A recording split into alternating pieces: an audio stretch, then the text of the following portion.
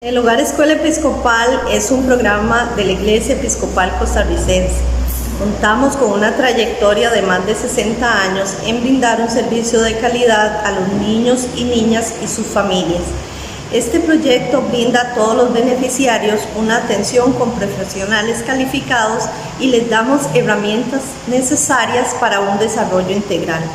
Los programas de Hogar Escuela benefician diariamente a 327 niños y 206 familias, las cuales el 80% son de madres trabajadoras e inmigrantes, las cuales deben trabajar para llevar sustento a sus familias y necesitan dejar a sus hijos en un lugar seguro y confiable.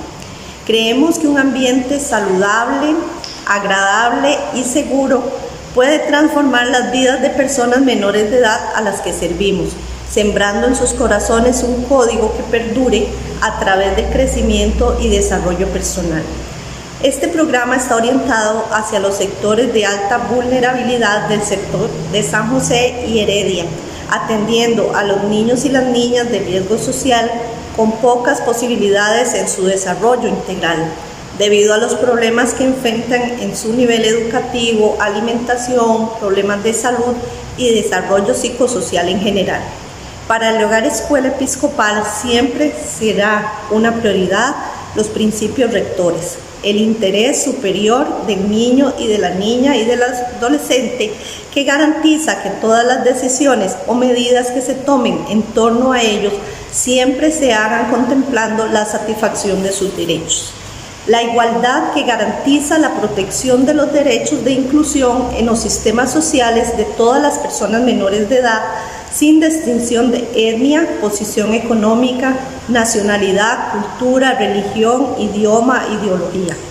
Y la autonomía progresiva que busca brindar las herramientas de los niños y las niñas para una vida independiente y responsable.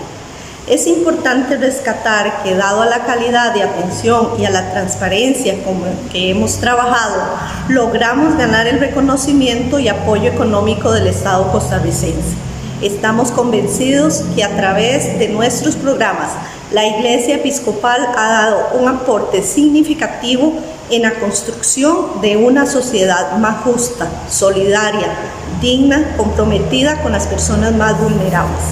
Rogamos al Señor nos siga dando lo necesario para continuar construyendo el reino de Dios en medio de nosotros.